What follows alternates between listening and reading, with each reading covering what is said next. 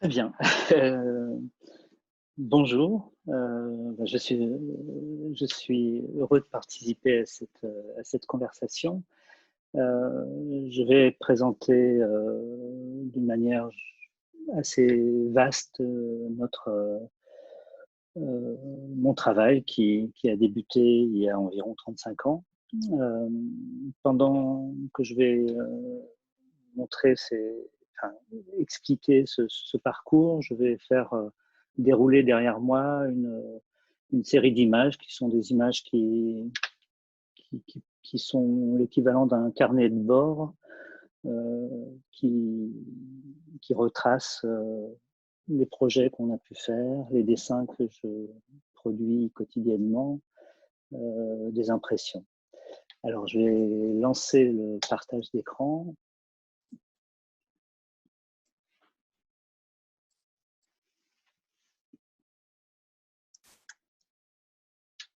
Est-ce que vous pouvez me confirmer que les images passent?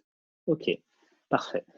Bon, j'ai eu la chance de grandir à la campagne, euh, dans un environnement rural. Euh, une expérience, une culture qui m'a fait, je pense, aborder ou comprendre la question des objets, de l'environnement d'une manière assez particulière.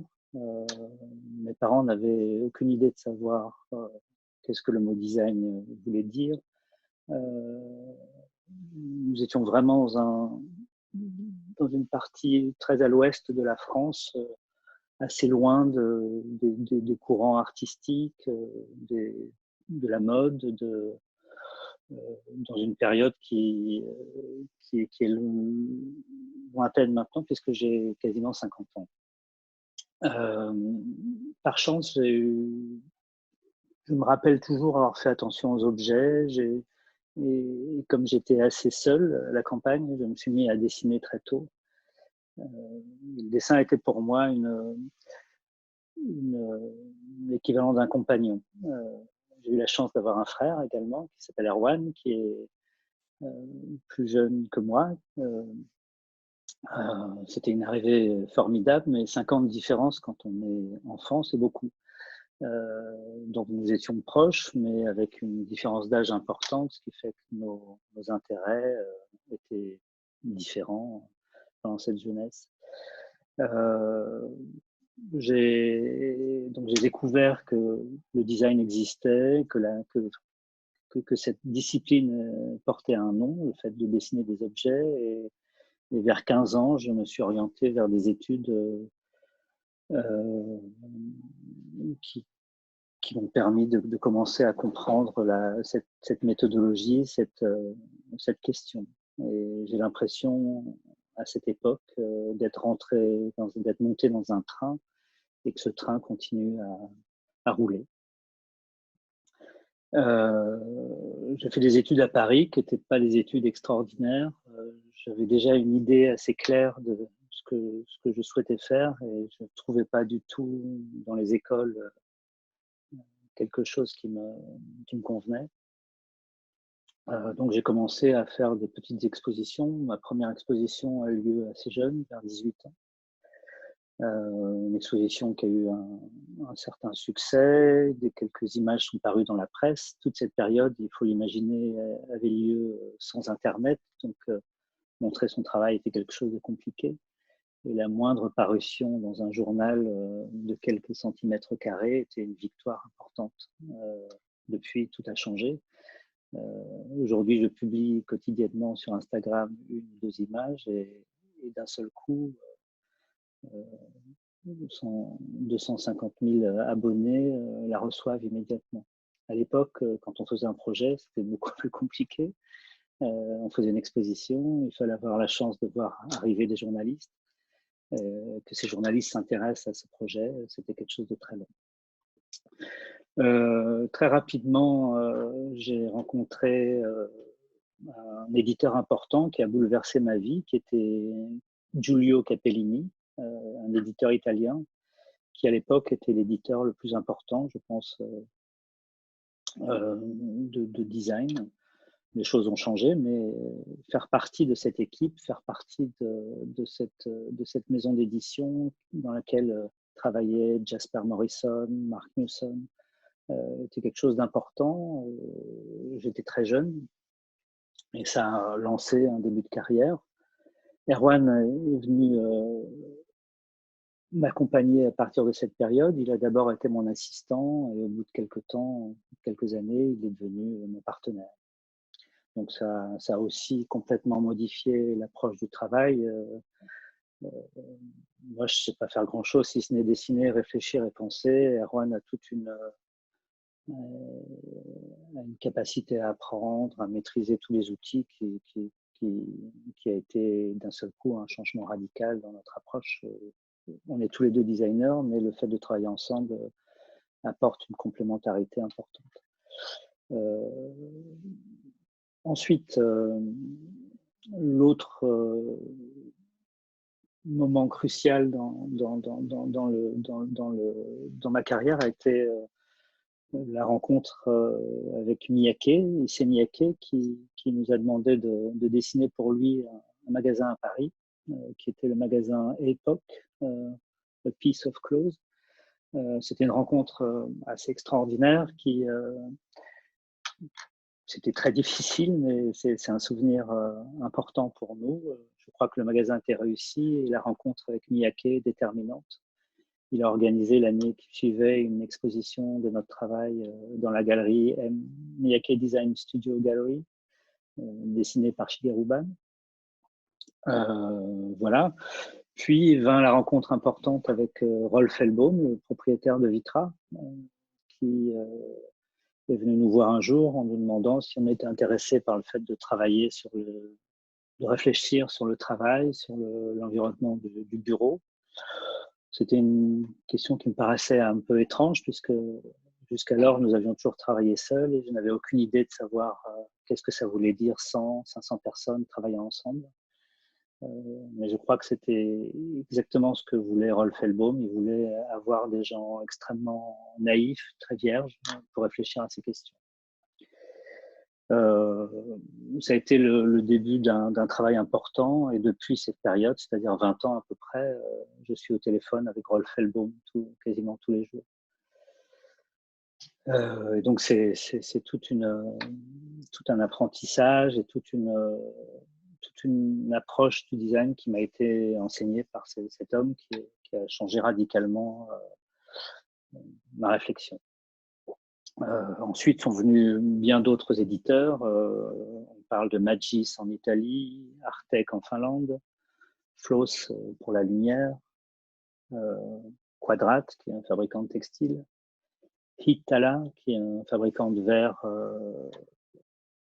puis des galeries comme la galerie Créo, etc. Donc depuis cette période, la question du design, on l'aborde sous différents aspects, de l'industrie, c'est-à-dire Vitra, Hay, en passant par l'artisanat, puis depuis quelques années, des projets qui sont plutôt liés à la ville et à l'environnement urbain. Pendant ces nombreuses années, j'ai eu la chance aussi de pouvoir travailler au Japon, qui est un bonheur pour moi. La première exposition au Japon a eu lieu en 98. Je crois que c'était la première année du lancement de la Design Week à Tokyo. La France était représentée, invitée. Donc c'était la première relation au Japon, et la première découverte de ce pays extraordinaire.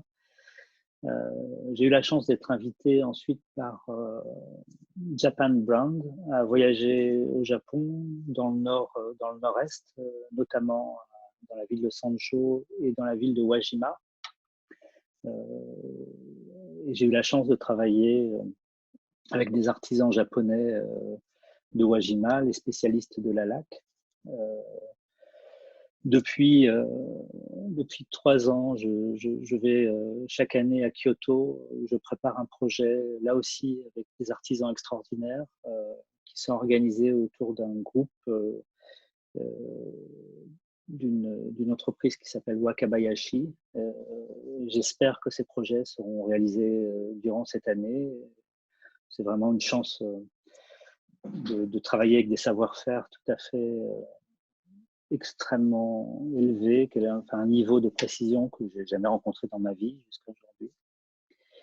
Et l'autre expérience japonaise est une expérience avec une entreprise de lunettes qui s'appelle Jeans, ce qui montre aussi la grande variété de notre travail, qui sont des lunettes pas chères, je crois, bien dessinées. Voilà. Donc depuis, et peut-être que je peux aussi parler d'une autre relation au Japon, va être inauguré dans quelques mois à Paris un bâtiment important qui est un bâtiment historique qui s'appelle la Bourse de commerce, qui va être la nouvelle fondation de François Pinault, qui est un collectionneur d'art. Le projet architectural de restauration a été confié à Tadao Ando, et toute la question du design, de la lumière, des chaises, de l'environnement extérieur m'a été confiée à moi et à mon équipe. Donc là encore, une relation au Japon. Voilà, donc ces images que vous voyez circuler montrent aussi la variété de nos approches. Okay.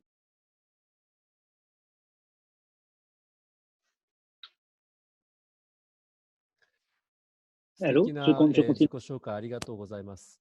じゃあ続いては藤本さん、よろしくお願いいたします。ロナンさん、素敵なプレゼンテーションありがとうございました。何かすごくつながる部分があるなという気がしました。で、僕自身も、北海道の非常に自然豊かな場所で育ちました。で、大学に入るときに東京にやってきたんですけれども、この対照的な2つのバックグラウンド、北海道の自然と、それから東京のこの人工物が共に自分のバックグラウンドなんですね。で、この人工物と自然物が対立するのではなくて、むしろ溶け合って融合して、そして豊かな建築環境を作っていくということを考えています。で、これは今まさにやっているアンスティチュー・フランセーの共有が見えてませんかね。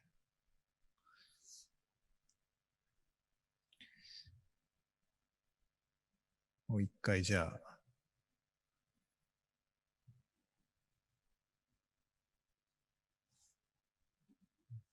共有されてますか？映ってますか？映ってますかね？大丈夫ですか？はい。先ほどの北海道と東京の対比っていうのはこの絵ですね。で、今、プロジェクトやっているものはこのアンスティチュ・フランセの増築で、こちらの、左側の建物が、坂倉順三が50年代に作った非常に素晴らしい近代建築。で、そこの周りがですね、豊かな森の環境になってるんですね。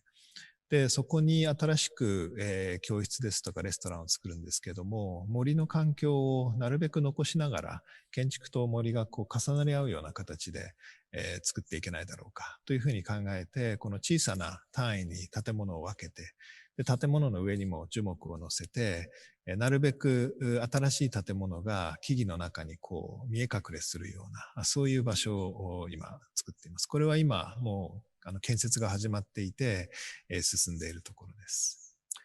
それから、これは去年、モンペリエですね。フランスのモンペリエに出来上がった僕たちが初めてフランスで実現した建物です。で、白い木というふうに呼ばれてますけれども、このモンペリエの、豊かな気候、温暖な気候を楽しむためのこのバルコニーがたくさん出ている。非常に大きな、一つ一つが大きなバルコニーで、しかもこうやって隣のバルコニーが近すぎず遠すぎないところに立体的に浮かんでいるんですね。で、それによって、こういう高さ50メートルぐらいの大きな集合住宅、マンションでありますけれども、なんと言うんでしょう。もう一回、地域のコミュニティみたいなものが、ここのバルコニーを介して再生される、人々のつながりが生まれるようなプロジェクトになっています。こんな形でですね、いろんな生活がこのバルコニーに張り出してきて、そして隣同士で会話をしたりというようなことが起こっています。で、このプロジェクトでフランスのなんて言うんでしょうね、文化と、それから伝統、そして新しいものが融合する非常に豊かな、建築の世界に入ることができまして、今いくつか、パリに事務所もあって今いくつかプロジェクトを進めています。それからこれは今これもまさにオープン、もう2ヶ月ぐらいでオープンするホテルなんですけれども、日本の前橋という町にあります。で、実はこれはですね、先ほどロナンさんがおっしゃっていたメガネのジンズの社長さんという方が前橋のご出身で、そこにホテルを作ろうということで、もう5、6年の間やっております。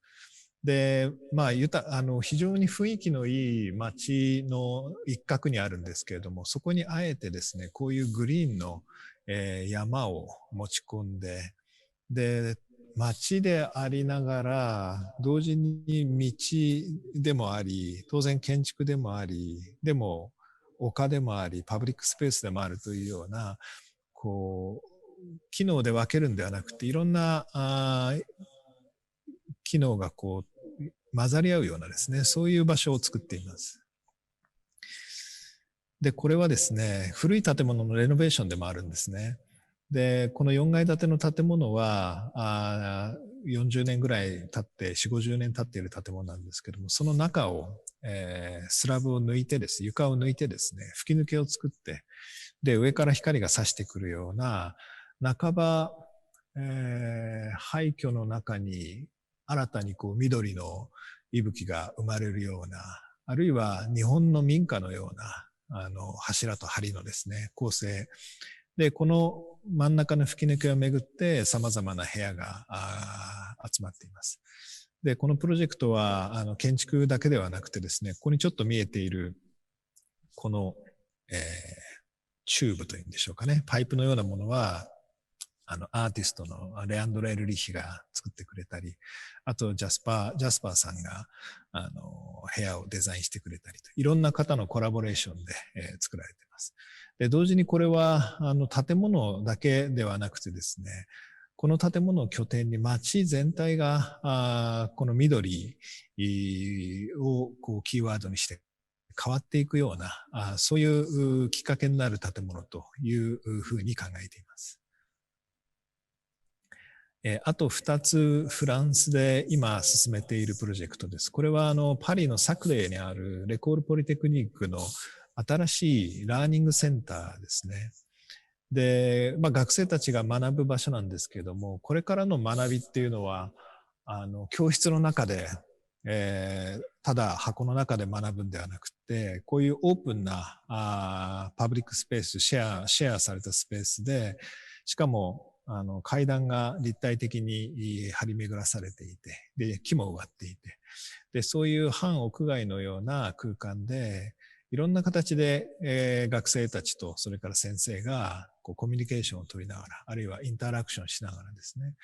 で、思いがけない出会いがあったり、思いがけない、なんて言うんでしょうね、インスピレーションを他のチームからもらったりっていうような、まるで森の中でいろいろな動物がいろいろな活動をしていて、で、それがお互いがお互いにインスピレーションを与えるような、そういう場所を作れないかということで、設計をしています。これも今、工事が進んでいるところで、これからの新しい学びの場でもあるし、社会像そのものとしてもですね、こういう立体的な総合、関係、立体的なインタラクションみたいなものが、あり得るんではないかと考えています。最後のプロジェクトは、これはパリで今、だいぶ時間をかけて進んでいるんですけれども、レアンバンテパリというですね、コンペがもう4年前にありまして、そこで選ばれた、1000本の木というプロジェクトです。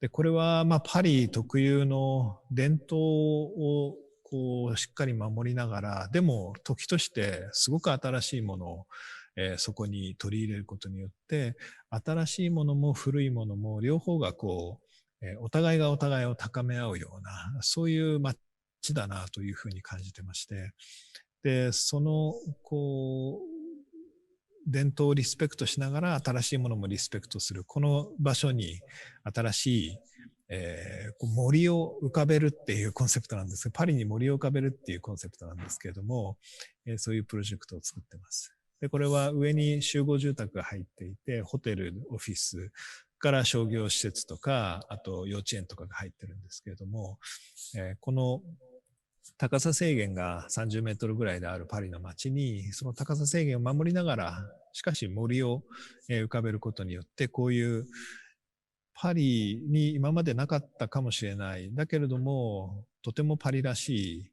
新しいパリのこう緑に満ちた新しいパリの風景みたいなものを作れるといいなというふうに考えています。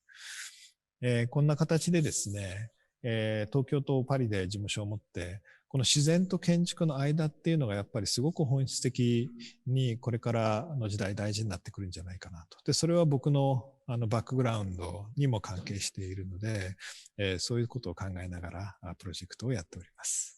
ありがとうございます。藤本さん、ありがとうございます。パリのプロジェクト、すごい楽しみにしております。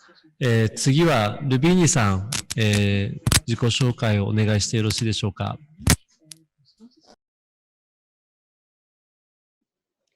Bonsoir, je suis très heureuse de parler devant vous tous ce soir et surtout prendre la parole après ces deux très belles présentations que l'on vient d'entendre et de regarder.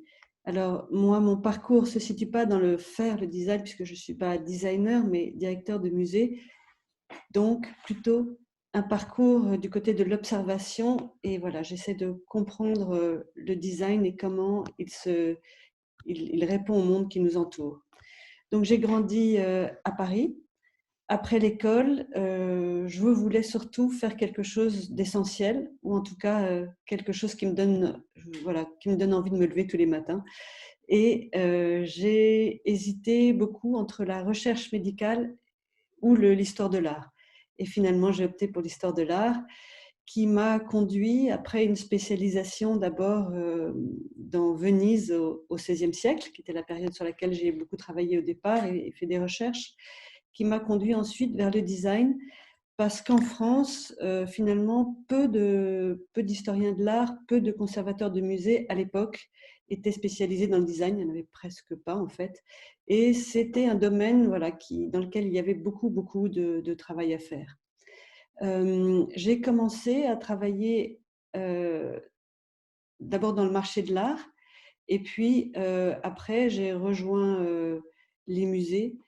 Donc le musée du Louvre au départ avec une exposition sur la peinture vénitienne, et puis après j'ai rejoint le musée des arts décoratifs pour travailler au sein du département qui s'occupait de design.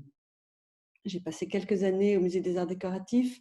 En même temps, j'étais professeur dans des écoles et professeur aussi, enfin des écoles de design et aussi professeur à Sciences Po.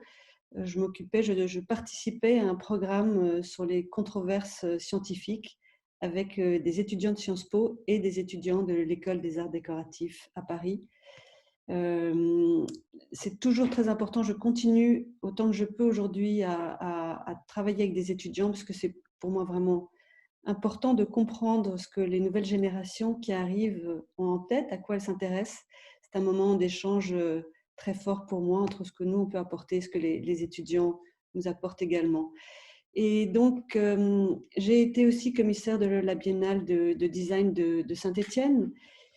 Et puis après est arrivée la possibilité de ce poste à Bordeaux, donc pour prendre la direction de ce musée des arts décoratifs, qui prend place, voilà, vous le voyez là et sur le site du musée, qui prend place dans un très bel hôtel particulier bordelais, construit au XVIIIe siècle, qui est vraiment l'emblème du très beau Bordeaux construit au siècle des Lumières et classé au patrimoine national de l'UNESCO.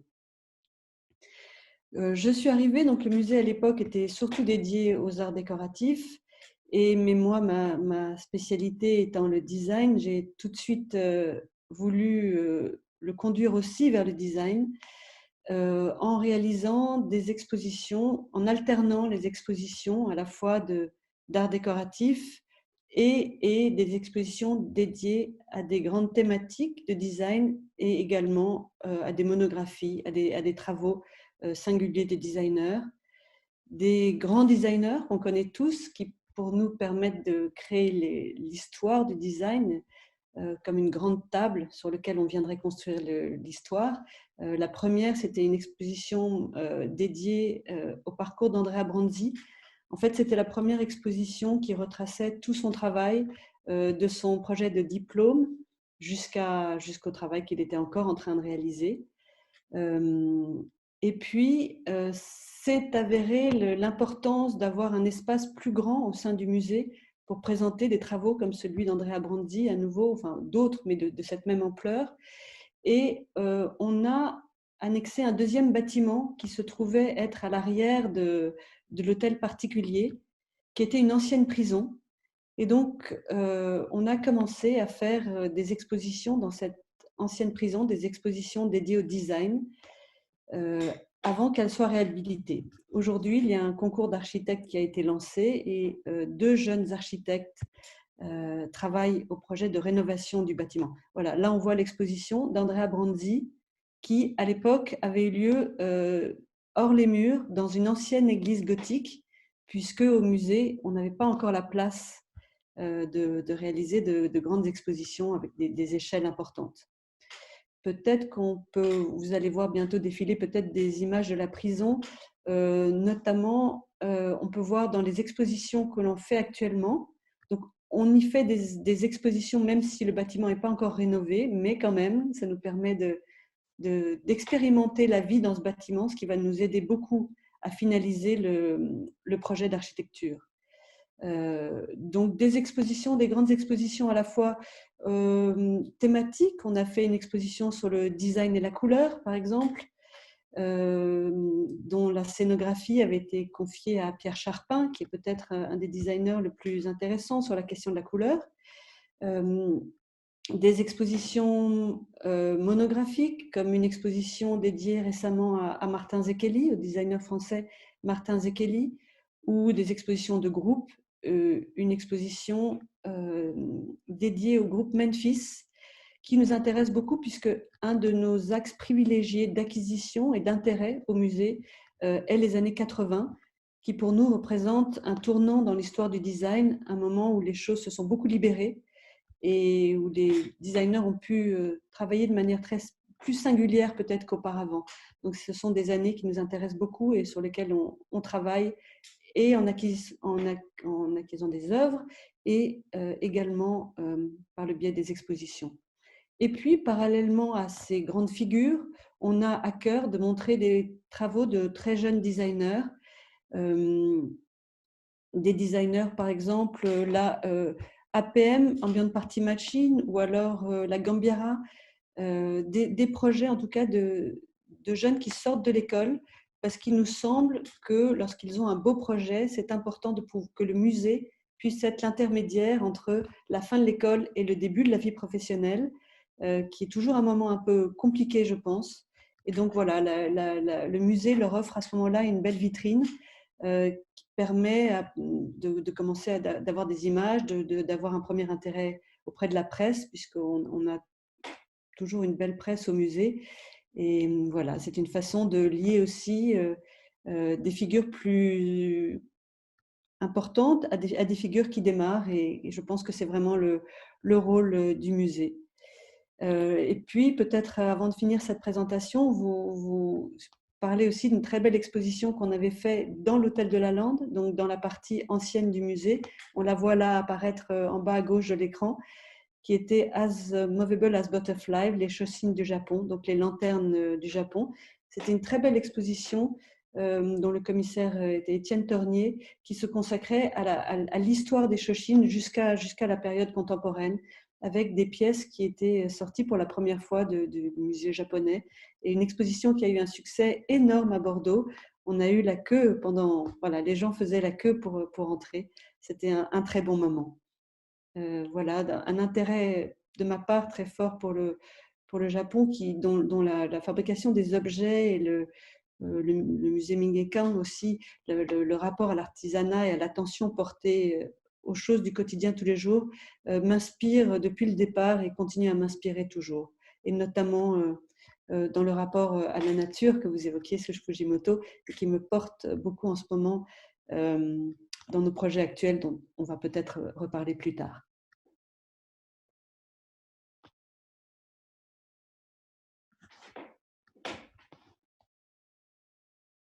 ルビーナさんありがとうございます。僕の勉強した大学ももともと刑務所だった場所でした。とても刺激的な4年間を思い出してました。ここからですね、お三人にいろんな質問を投げかけたいと思いますが、今日のカンファレンスは、若い多くのデザイナーが見ています。これから実際に社会に対して建築やものをデザインしていきたいと願っている若い人たちです。彼らにこれからものづくり、建築に挑むにあたって皆さんがどんな未来を見ているのかをお聞きしていきたいと思っています。まず最初に自然と都市の共生の話もありましたが、今社会は環境に向き合った適切な素材や適切な製法や適切に労働者に対価が支払われるなど新しい価値観が重要とされています。そのような状況を踏まえ、今皆さんが何に興味を持っているか、関心を持っているか、どのような活動をしているか教えていただけませんでしょうか。まずは、ロナンさんいかがでしょうか。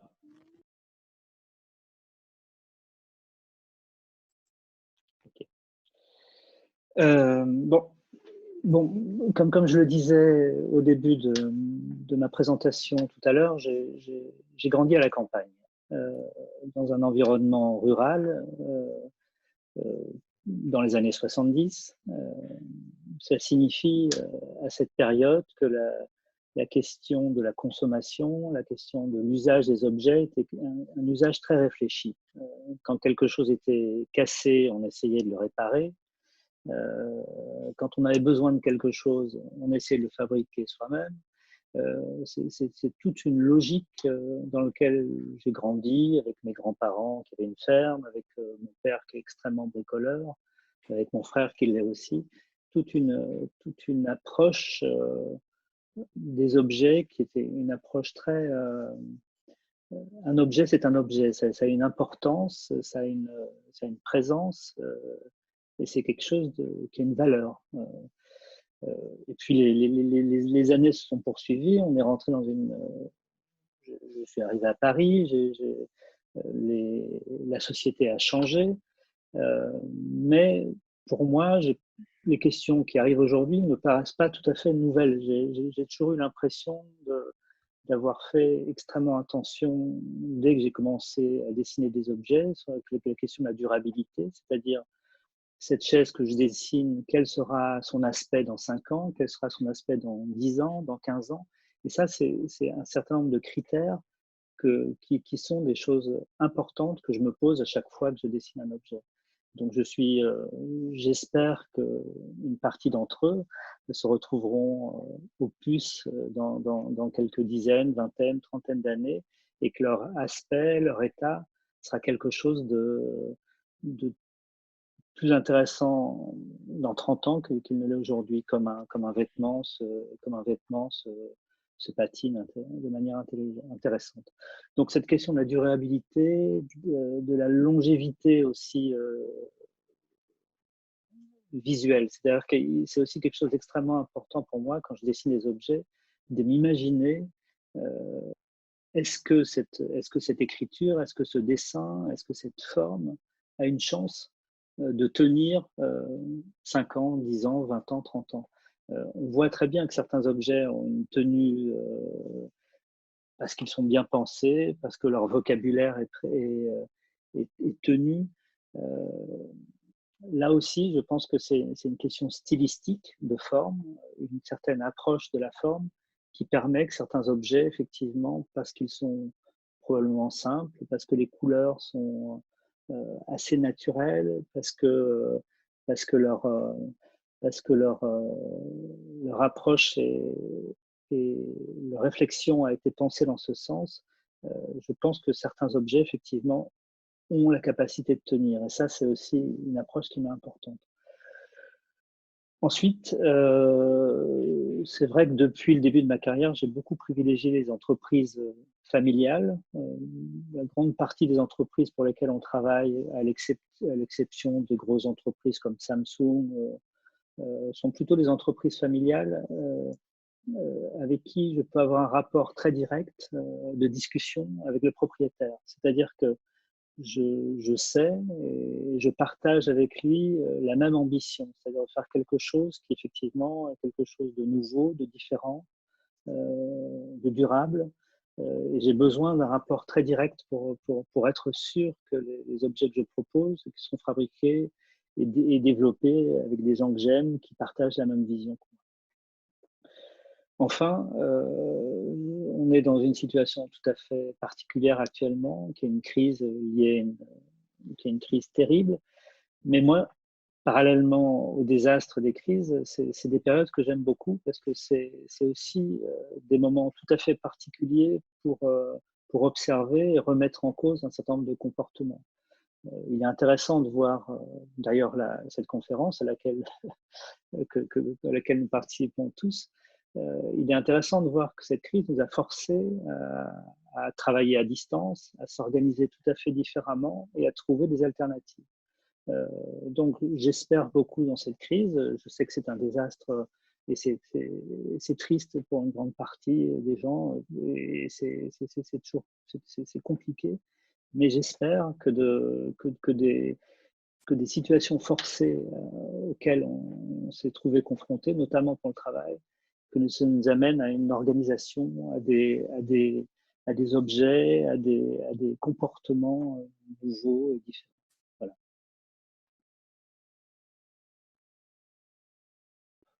ありがとうございます。今僕の専門はデザインと工芸なんですが、日本の伝統工芸なんですが、今、ブルレックさんの言葉にとても多くのヒントをもらったような気でいます。次は藤本さんにも同じことをお聞きしたいんですが、建築は、家具と同じか、それよりももっと長く社会の中に残っていくものだと思います。今、藤本さんが、ものを作られる際、どのような未来をイメージしながら、建築をされていますか？はい。今最近特に考えていることは、あらゆるものがつながっている、つながり合っている、それぞれっていうことが改めて問われてるんじゃないかなと。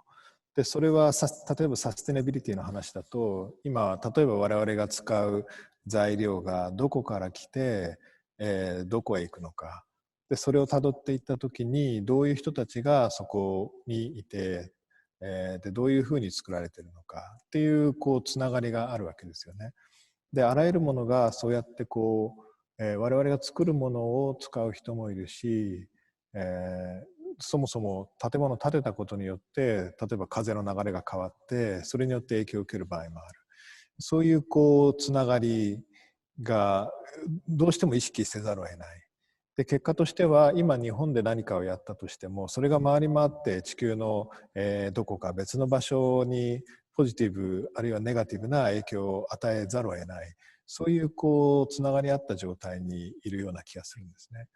で一方で建築って場所を作ってそこで人と人がいろいろな関係を持つ、そういうものだと思うんですけれども、そうするとそこに小さな家族という関係、住宅というものがあった、あるいはもっと大きなパブリックスペースがあったり、いろいろな建築があって、で最終的にはその人と人のつながりっていうのは社会になって、でも社会の単位がまたいろいろな社会だったり国だったりっていうのがあって、つながり合っていることがポジティブなんだけども、同時に問題が起こってきたりもする、そういう難しい状況に今いるような気がします。でもう一個はまさに歴史的な時間のつながりっていうんでしょうかね、ずっと昔から培われてきた文化だったりライフスタイルだったり、そういうものを我々が今受け取っていて、でどう未来に渡していくのか、そのまさに時間のつながりのただ中に常にいるんですよね。でそのいろいろな、だから一つの次元のつながりじゃなくて非常に複雑なつながりの中に我々はいて、でもそれを全部を理解することはできないんだけれども、でも想像することはできる限り想像することはできて、でそのつながりの中でどう我々がものを作っていくのか、それがどう残っていくのかも含めてっていうのをすごく最近意識してるんですよね。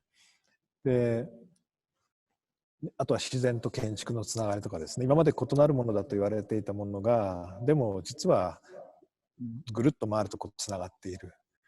であればそのつながりみたいなものをより良くしていって、何か豊かな未来像みたいなのを描けないかなということはすごく考えています。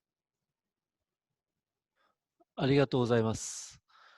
実際に時代と時代の狭間にいるっていうのを普段、今こうやってウェビナーを聞いている方々もすごく感じると思います。その中で、ルビーニさんはキュレーターという立場で社会とデザインの関係、デザイナーと社会の関係、いろんなところを見てこられたと思うんですが、今ルビーニさんが、未来に対して関心を持っていること、トライしようとしていること、先ほど少しお話もありましたが、ぜひ教えてください。Oui, bien sûr, je partage bien sûr ce qui vient être dit par Sue Fujimoto et par Renan Bourlec. Moi, je pense que le vrai peut-être moment où les choses ont basculé, c'est le moment de la révolution numérique avec l'arrivée d'Internet, qui a été une révolution aussi forte que la première révolution agricole, puis la révolution industrielle. Et depuis, les conséquences arrivent, et on ne finit pas de les voir arriver. Nos sociétés sont entièrement transformées dans tous les domaines. Et donc, oui, en effet, je pense que tout est lié, puisqu'on ne peut pas regarder un domaine sans s'apercevoir ou vouloir essayer d'apporter une réponse ou de comprendre un domaine sans s'apercevoir qu'en fait, c'est complexe, c'est plus complexe, parce que ce domaine est lié à un autre, qui est encore lié à un autre, qui est encore lié à un autre. C'est sûrement ce qui rend les choses si difficiles.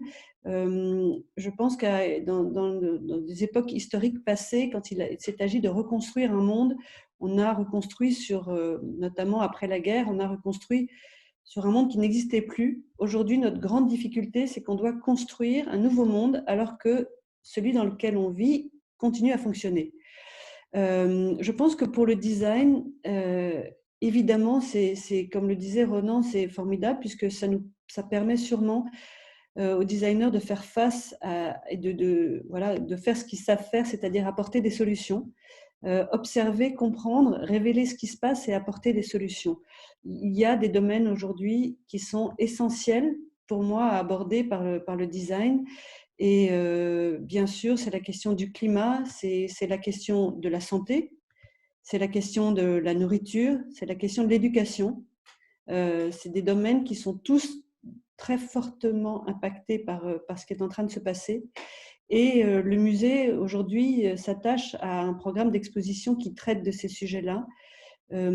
L'exposition sur laquelle on travaille actuellement est une exposition sur le design et l'agriculture.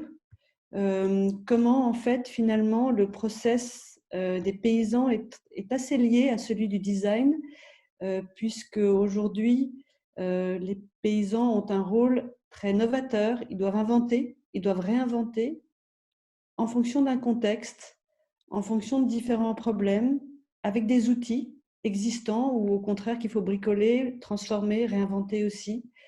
Ils doivent être liés à la fois à ce qui se passe dans le sol et se reconnecter à toute la richesse du sol qui, en tout cas en Europe, on a un peu perdu, ce qui n'est peut-être pas du tout le cas au Japon.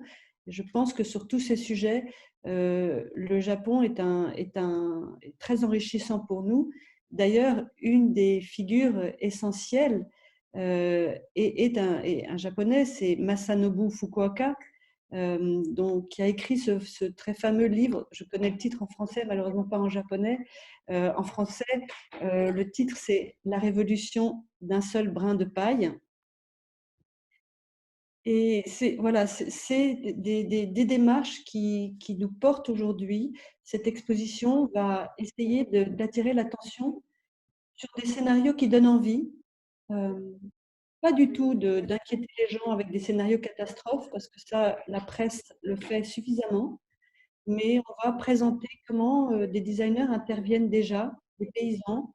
euh, Quel est le rapport au temps qu'on a aujourd'hui dans notre société, le rapport à la nourriture, qu'est-ce qui se passe entre le sol et notre assiette, euh, comment la nourriture est distribuée, comment on forge aujourd'hui des lieux pour abattre les animaux, couper, fractionner, distribuer la nourriture.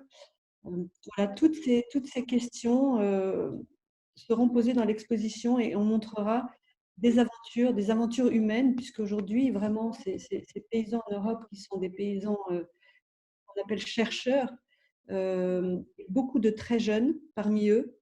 On voit beaucoup en ce moment des jeunes qui laissent la direction qu'ils avaient pensé prendre au départ de leur vie pour se tourner, partir habiter dans des régions plus isolées, dans des régions rurales, et démarrer des travaux liés à la terre, à l'élevage, à la fabrication de la nourriture.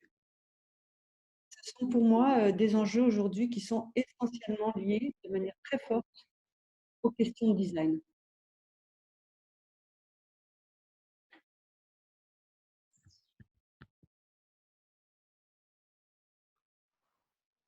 ありがとうございます。実際に農業がどんどん新しいことをすると同時に、きっとブルレックさんが絵を描くときと一緒で、何度も同じことを反復しながら一番美しい形を探していくと思います。それはきっと建築にも言えることだと思います。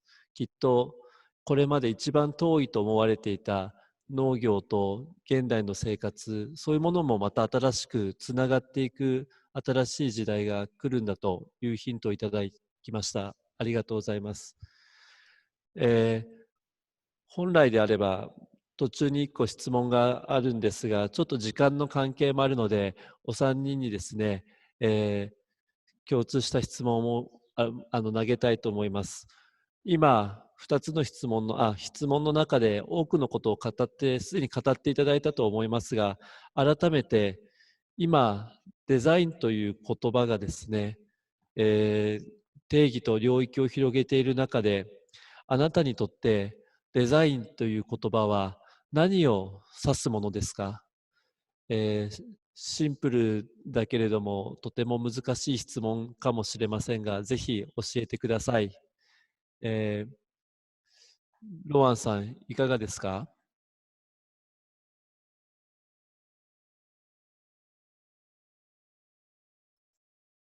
？Alors, c'est une question très compliquée pour moi. Et je n'aime pas beaucoup ce mot. Ce mot est aujourd'hui devenu un adjectif, en tout cas en Europe. On parle d'une chaise design, une brosse à dents design. Et en général, c'est la plus mauvaise chaise et c'est la plus mauvaise brosse à dents. Ce que je veux dire par là, c'est que le design est considéré comme un style et non pas comme une attitude, ou non pas comme une méthode de pensée, et non pas comme une approche.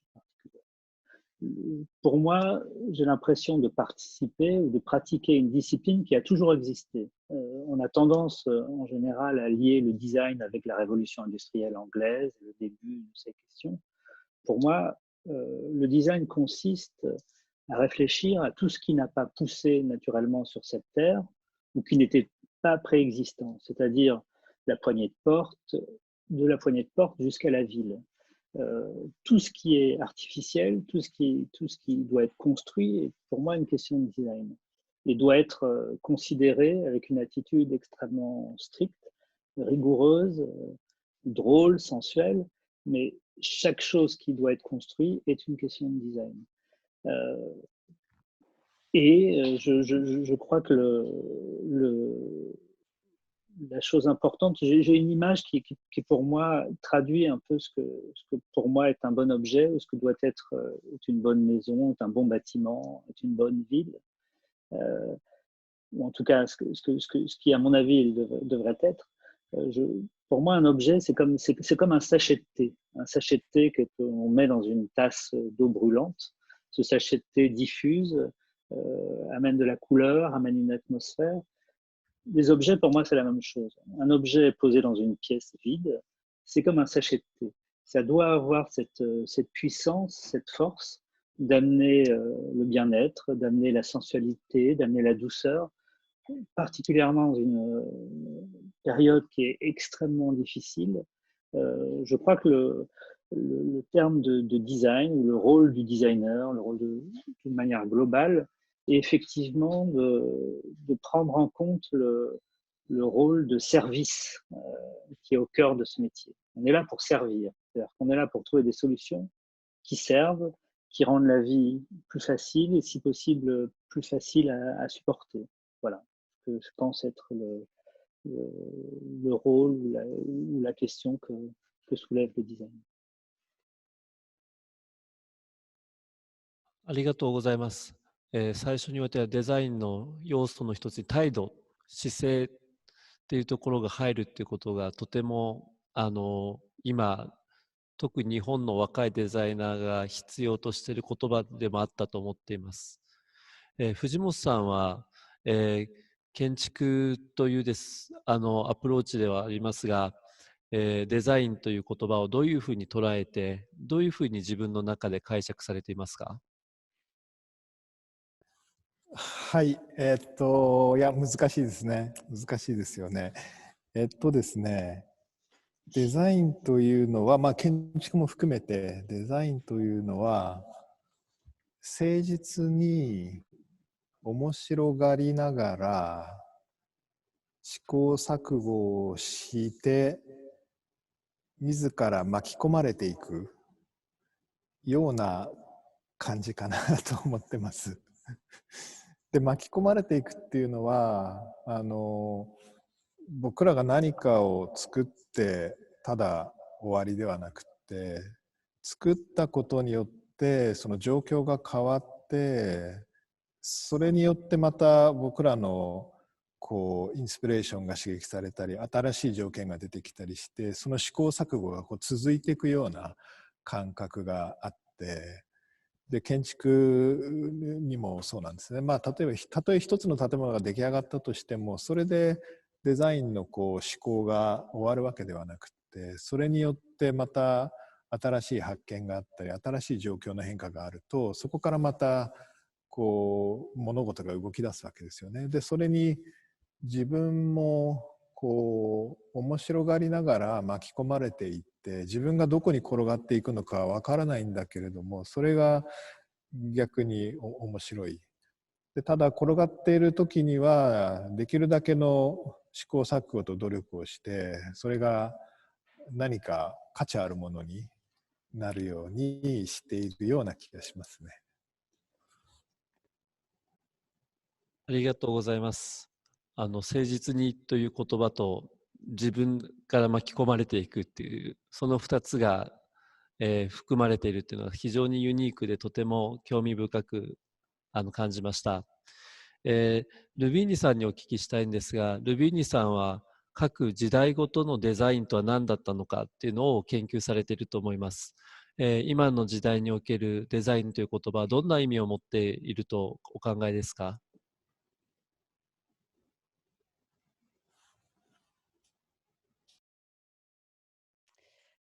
？Pour moi, le design s'envisage comme une réflexion, comme une méthodologie. Plutôt qu'un domaine d'activité, il est une forme de pensée qui peut s'appliquer à différents sujets. Et le rôle du designer se situe dans l'analyse d'une situation ou d'un problème donné.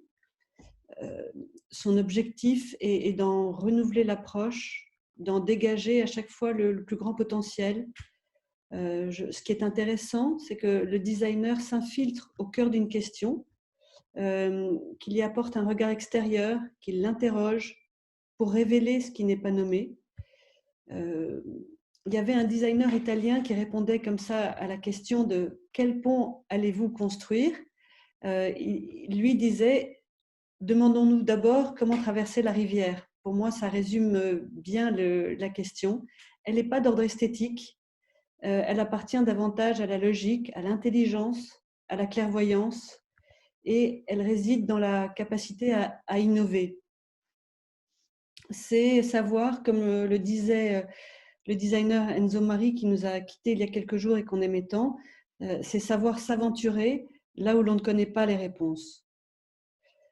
Donc sans être d'ordre esthétique, c'est une démarche qui porte en elle la question de la beauté. Elle appartient à aucune expression d'époque. Vous me demandiez aujourd'hui, à l'époque contemporaine, je pense que ça n'appartient à aucune expression d'époque. Ça ne dépend pas des goûts, ça ne doit pas dépendre des tendances, mais ça a plutôt à voir avec la justesse des réponses. Et de mon point de vue, elle réside dans l'économie du geste, l'intelligence de la solution, dans l'efficacité et la force qui s'en dégage. Et là, à ce moment-là, elle génère une présence qui s'impose au-delà de l'époque et du milieu, un peu peut-être comme le sachet de thé dont parlait Ronan et qui diffuse. Le design a contribué à l'invention de la vie moderne en produisant des objets à l'échelle industrielle, mais aujourd'hui, je pense qu'il a un nouveau rôle à jouer. Et en effet, après avoir traversé les périodes de confinement qui nous ont obligés tous, en tout cas qui nous ont amenés tous à reconsidérer l'essentiel, on peut se poser la question de savoir si on a encore beaucoup besoin d'objets éphémères, en tout cas ceux qui sont fabriqués en plastique pour être éphémères, très éphémères, et qui finiront dans la mer pour beaucoup. Donc je pense que plus que jamais aujourd'hui, le design peut s'attacher à répondre à des problèmes posés au-delà de la production d'objets en repensant l'organisation sociale de notre quotidien. Des questions urgentes se posent à nous. Comment se nourrir? On en parlait tout à l'heure, s'éduquer, se soigner. Et les designers vont sûrement inventer des nouveaux outils pour y répondre, tout du moins apporter des nouvelles hypothèses de comment vivre ensemble différemment dans un contexte qui a radicalement changé. Voilà ce que je pense du design et du design aujourd'hui.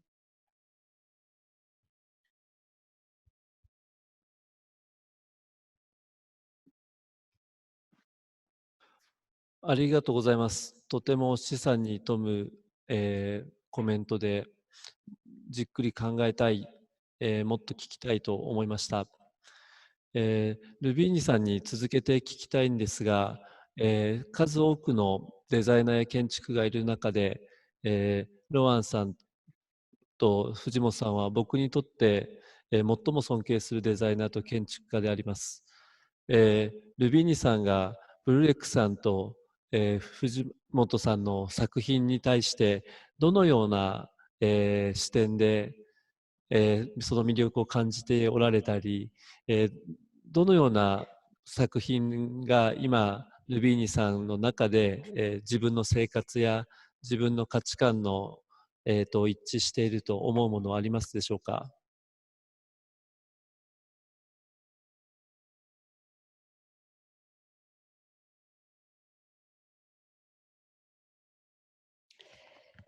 Alors, évidemment, le travail et de Sue Fujimoto et des frères Broulet, qui est un travail que j'apprécie énormément. Peut-être que je peux peut-être commencer avec le travail de Sue Fujimoto, dont on a vu la richesse tout à l'heure, donc je ne vais pas reparler de tout, mais s'il y a une image que j'ai très forte en tête, c'est le projet des appartements-maisons superposés à Tokyo. Je ne suis malheureusement pas entrée à l'intérieur, mais les images montrent une structure totalement anticonventionnelle, à la fois complexe et simple. Complexe parce qu'elle joue sur le sentiment d'un équilibre. On a l'impression que ça tient sur un fil, elles semblent désaxées. Elles occupent l'espace loin de la rationalité souvent imposée dans les villes, compte tenu du coût foncier, bien sûr. Mais leur construction désaxée permet de voir le ciel de chaque étage ou de chaque petite maison. C'est une structure complexe et en même temps, je trouve qu'il s'en dégage une certaine simplicité, peut-être en raison de l'homogénéité de l'ensemble. Et ça, je crois que ça caractérise souvent le travail de Sue Fujimoto. Ces maisons sont tout est blanc, les murs, les fenêtres, le toit, l'escalier. C'est presque comme un archétype de maison, en fait. Murs, fenêtres, portes, c'est tout. C'est un peu inattendu et ça confère au bâtiment un côté abstrait, irréel, improbable, rêvé. Peut-être que là, on se rapproche aussi du travail de Renan Bouroulec. Rêver aussi, car chaque habitant peut avoir le sentiment que son appartement est unique, individuel, qui ne fait pas partie d'un ensemble d'appartements tous standards ou identiques. Il n'habite pas un immeuble, mais une maison individuelle, ce qui est en fait le rêve de tous, je pense. La structure évoque pour moi des cabanes. C'est le côté ludique de la cabane dans les bois. Peut-être en raison de l'escalier qui est à l'extérieur. Il n'est pas intégré à l'intérieur, il est dehors. On y grimpe comme sur les branches d'un arbre. Et à l'intérieur, on passe d'un étage à l'autre avec un process très économe d'espace, uniquement une échelle. Et là encore, il y a un côté un peu ludique. On grimpe à une échelle et les gestes et les mouvements du corps sont différents de ceux qu'on fait quand on monte les marches d'un escalier. Et donc, je pense que vivre dans ces maisons implique un mode de vie très spécifique, jeune, pas du tout bourgeois, pas conventionnel. J'aime ce projet parce qu'il a du caractère. Il inspire pour moi une idée de liberté. La structure des fenêtres, par exemple, reprend la géométrie ou est en famille avec la géométrie des échelles intérieures. Et du coup, il crée des vues sur l'extérieur qui sont morcelées, déformées par rapport à la géométrie habituelle, des formes très particulières. Voilà. J'ai choisi de parler de ce projet plus particulièrement parce que je trouve qu'il est très emblématique pour moi du travail de Sue Fujimoto. Si je peux continuer avec prendre la parole si longtemps pour parler du travail des frères Broulet que j'aime énormément. Là encore, je vais opter pour la singularité, la particularité, et j'aimerais vous parler de peut-être cette nouvelle direction qui est prise plus récemment dans le travail, dans la conception d'objets ou d'architecture dédiés à la ville. Le travail des deux frères a toujours intégré une dimension spatiale, d'architecture dans l'architecture ou avec des systèmes de cloisonnement, de création d'espaces intimes dans l'espace intérieur. Et aujourd'hui, depuis l'exposition qui a eu lieu à Rennes, qui s'appelait Rêverie urbaine, ils sont passés à l'acte, si on peut dire comme ça. Les projets de design pour la ville, en général, sont trop souvent uniquement fonctionnels. Ils sont très souvent sélectionnés par les villes sur des catalogues d'objets urbains et donc ils ont rarement une spécificité accordée au lieu. Ils ont rarement un caractère propre. Et là, c'est tout le contraire.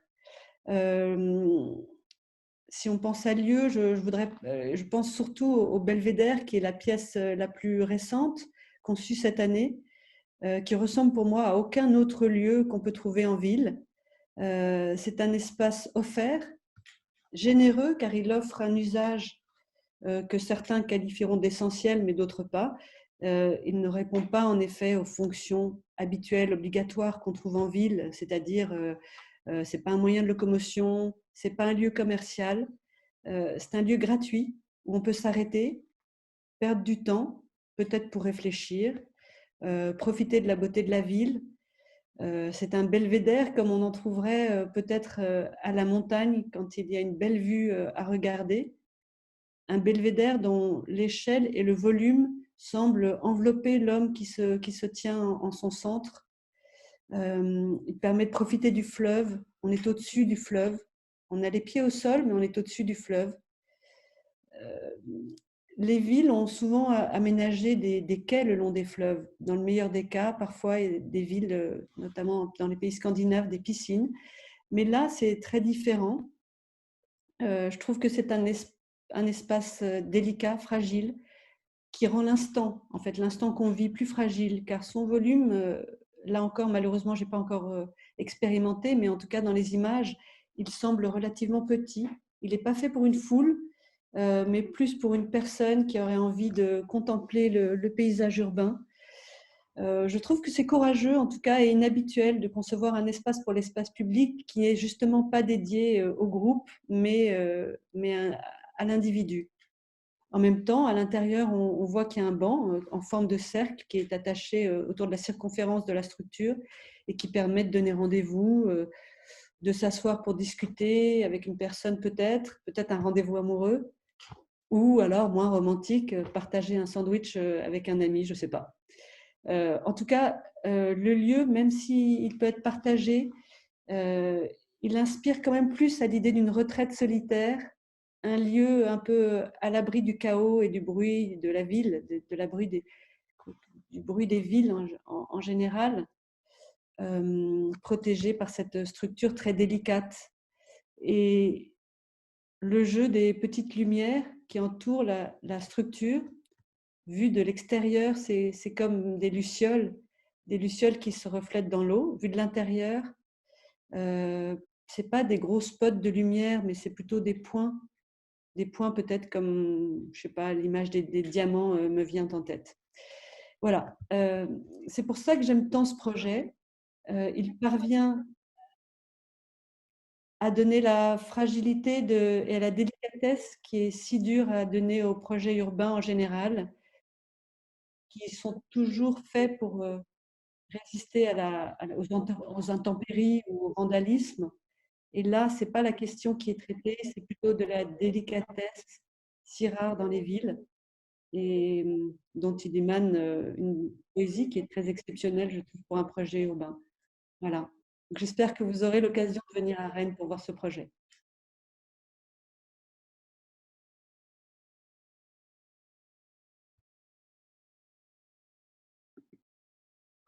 ありがとうございます。藤本さんのこの自然と有機的なものが合致している建築や、都市の中にこの個人というものをもう一度再確認できるスペースを作る仕事など、自分が見落としていた視点を多く聞くことができました。とても嬉しいです。今日のこの会はオンラインで開催されてライブで配信されています。で、皆さんご存知の通り、ライブはアクシデントがつきものです。今からちょっとしたアクシデントを起こしたいんですけど、よろしいでしょうか。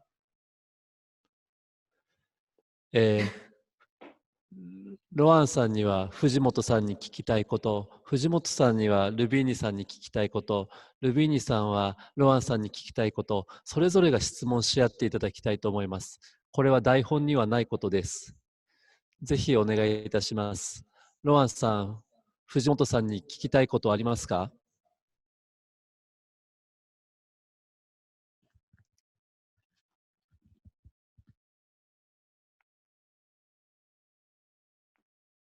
？Pardon. Pardon. J'aurais beaucoup de questions à lui poser. Mais comme on est parisiens tous les deux, il faudrait qu'on dîne ensemble un jour pour avoir le temps. Bon, premièrement, je prends une minute, mais c'est une œuvre que je trouve formidable. je ne sais pas pourquoi les architectes japonais sont largement supérieurs aux architectes français, de cette génération en tout cas. Vous avez, vous avez une chance extraordinaire dans ce pays d'avoir une génération avec une pensée incroyable.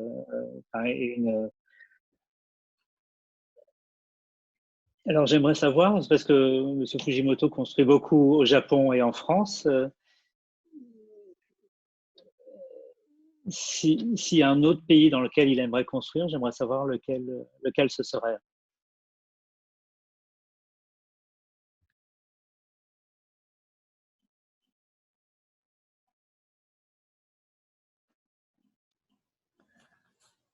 はい、ありがとうございます。決して日本の建築家がフランスの建築家より優れてるわけではなく、僕はフランスの建築家も大好きです。で、あとはフランスという国が日本の建築家をすごくウェルカムしてくれる。このことに我々は本当に驚きながらも感謝をしていて、で、それが我々の力になってるんですね。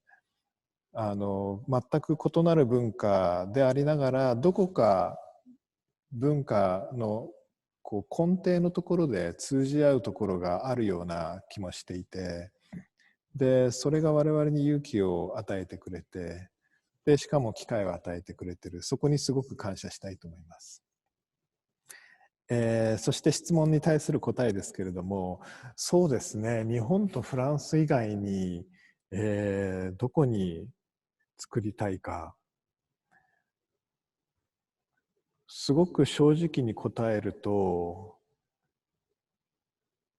あらゆる異なるいろいろな場所で作りたいと思ってます。っていうのは、建築ってやっぱりその場所の気候風土、文化、人々、食べるもの、全部がこう関係してくるんですよね。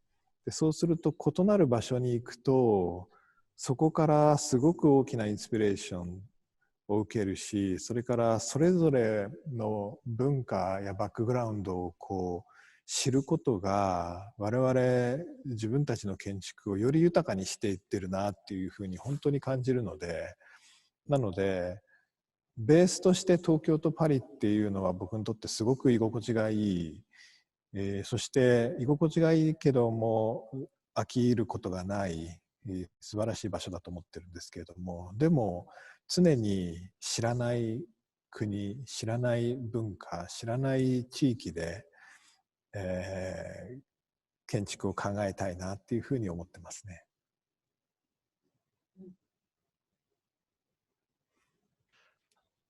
では、藤本さん、ルビーニさんへの質問もお願いしていいですか？はい。ルビーニさん、先ほどの僕のプロジェクト、東京アパートメントというプロジェクトだと思いますけれども、家がたくさん積み重なった非常に詳細に、生き生きとコメントくださってありがとうございます。で、先ほどウェブサイトをこう最初にご紹介いただきながら、装飾芸術の美術館であると同時にこうデザインの美術館であるっていうところがすごく僕は感動的で、これが両方がしっかりとあって、でその間のこうなんて言うんでしょうね、緊張感とそれから共通する部分と、だからこれからは装飾美術館をやめてデザイン美術館にしましたっていうのではなく、装飾美術館でありながら同時にデザインミュージアムでもあって、そのことによってその2つの意味がよりこう豊かになっていくっていうのが、なんか目が覚めるような感動があって、非常にありがとうございました。で、質問なんですけれども、そうですね、我々は建築というこう分野にいて、建築ってデザインの一部だとも思うんですけれども、でもデザインともちょっと違うような、なんか不思議な立ち位置だなと常々思って、でその時に、ルビーニさんから見て建築というものが建築とこうデザインの間というか、こうどうしたら建築はデザインに出会えるのかあるいはデザインは建築に出会えるのか、何かその辺にこうお考えがあればお聞きしたいなと思うんですけど。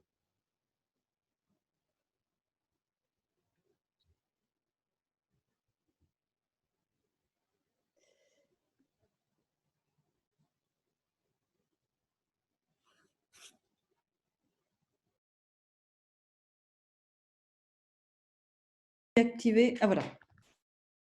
Excusez-moi, mon micro était débranché. D'abord, je voudrais vous remercier parce que vous avez tout compris au projet que je porte au Musée des Arts Décoratifs et du Design. En effet, l'idée, c'est qu'il y ait ces deux bâtiments séparés l'un de l'autre, que j'ai fait classer maintenant monuments historiques parce qu'ils sont tous les deux très beaux. Celui du 18e qui porte une enveloppe pour les arts décoratifs 18e, la prison, un bâtiment fonctionnel, qui est donc la meilleure enveloppe pour un domaine fonctionnel qui est le design. Ils sont l'un en face de l'autre et donc ils peuvent dialoguer parfois, mais ils ne sont pas la même chose. Ils se retrouvent quand on aborde certains domaines, peut-être les arts de la table, où là les arts décoratifs et le design ont beaucoup de choses à dire en commun, le mobilier, mais pour beaucoup de sujets, ils sont différents et ils dialoguent entre eux. C'est vraiment ça qu'on souhaite dire aujourd'hui, c'est que le design est plus qu'une suite chronologique des arts décoratifs, alors que dans beaucoup de musées, il prend la suite chronologique. Mais non, en fait, c'est un domaine en soi différent, qui dialogue parfois, mais qui est différent. Et votre question m'intéresse beaucoup, puisque, comme je le disais tout à l'heure, je suis en train de travailler au projet de réaménagement, de renouvellement du musée. On a sélectionné, grâce à un concours, 2 très jeunes architectes, Antoine Dufour. C'est une jeune agence parisienne, ils ont à peu près 30 ans chacun. Et j'ai choisi leur candidature parce qu'ils ne montraient aucun geste architectural dans les travaux qu'ils avaient faits, mais plutôt une attention très précise aux matériaux, aux finitions, à l'atmosphère qu'on peut créer dans un bâtiment. Et c'est vraiment ça qui m'intéresse. Et je pense que c'est ça qui m'intéresse parce que justement, c'est là où ça se rejoint, où l'architecture se rejoint avec le design. Ce qui me touche beaucoup et ce sur le quoi on est en train de travailler en ce moment avec eux. Et parfois, on se rend compte qu'ils sont vraiment là en train de faire un travail qui passe de l'architecture au design, justement, puisque la conception du choix des matériaux pour l'intérieur, mais parfois pour certains mobiliers, on ne sait pas encore si c'est eux qui le dessineront ou pas, mais on y réfléchit ensemble. Ben ça va ensemble, ça se construit ensemble. Et ce sont des questions, en fait, même si peut-être ce qui différencie les deux le plus, c'est l'échelle et le fait que l'architecture soit plus pérenne et le design plus mobile. Mais dans ce projet, j'arrive à les faire se rencontrer quand on porte une attention comme ça à l'atmosphère qui est créée à l'intérieur des bâtiments, parce que ça, elle vient à la fois de la structure architecturale, mais aussi du mobilier qui vient habiter ces espaces l'un avec l'autre, ensemble. Et c'est ça qui fait qu'on pourra habiter ou qu'on habite ces lieux de manière agréable. Donc je pense qu'en effet, à partir du moment où on est dans le choix de certains matériaux et de pas d'autres, dans la manière dont on apporte une attention au savoir-faire, à la manière dont ces matériaux sont mis en œuvre, à la fois pour les murs, les structures, mais aussi pour les objets sur lesquels on va s'asseoir ou qui vont structurer l'espace. Alors là, l'architecture et le design se rejoignent pour aboutir au même objectif, je pense.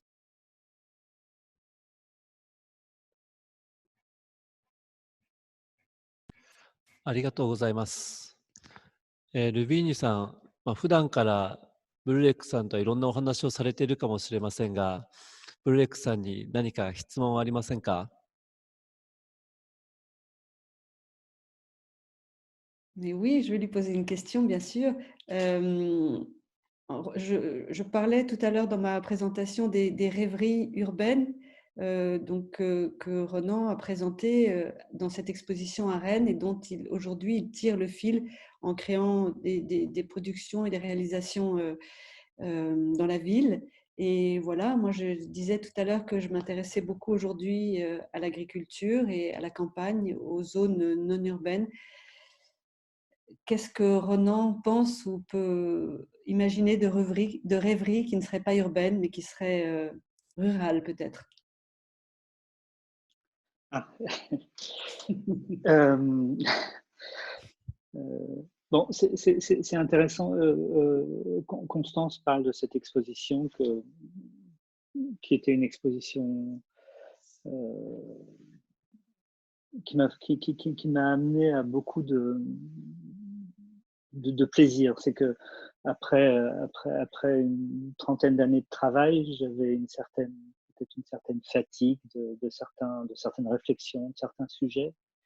Et le fait de me pencher sur un sujet qui n'était pas le mien, pour lequel j'étais pas particulièrement formé, c'est-à-dire de faire des propositions pour des villes qui n'existaient pas, de faire des propositions alors qu'on m'avait rien demandé. J'avais l'impression de redevenir un peu un étudiant, c'est-à-dire vraiment au niveau le plus naïf qu'il soit, au niveau le niveau premier. Et ça a été pour moi 2 ans d'une grande fraîcheur où on a produit à l'atelier avec mes assistants des dizaines et des dizaines de maquettes, encore une fois pour des villes qui nous avaient rien demandé. Et la chance de tout ça, c'est que cette exposition a eu lieu, elle a eu beaucoup de succès, elle a voyagé dans différents pays, en Chine, en Suisse, en Pologne. Aujourd'hui, elle va probablement faire partie des collections du Centre Pompidou.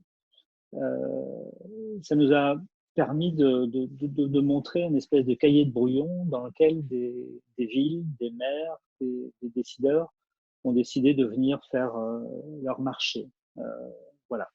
C'est une expérience qui a commencé il y a quelques années aux Champs-Élysées à Paris, dans la ville de Rennes, chez Vitra, dans le parc de Wallenrhein, dans le parc de la société de production textile de Quadrate, dans différentes villes.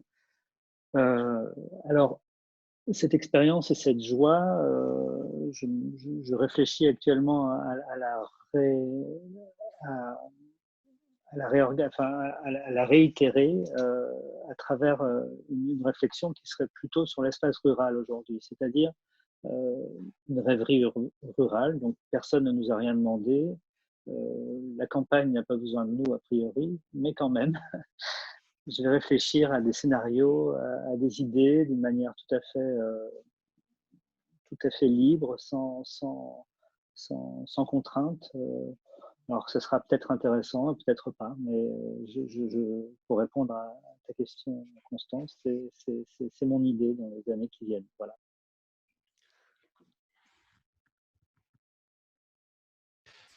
ありがとうございます。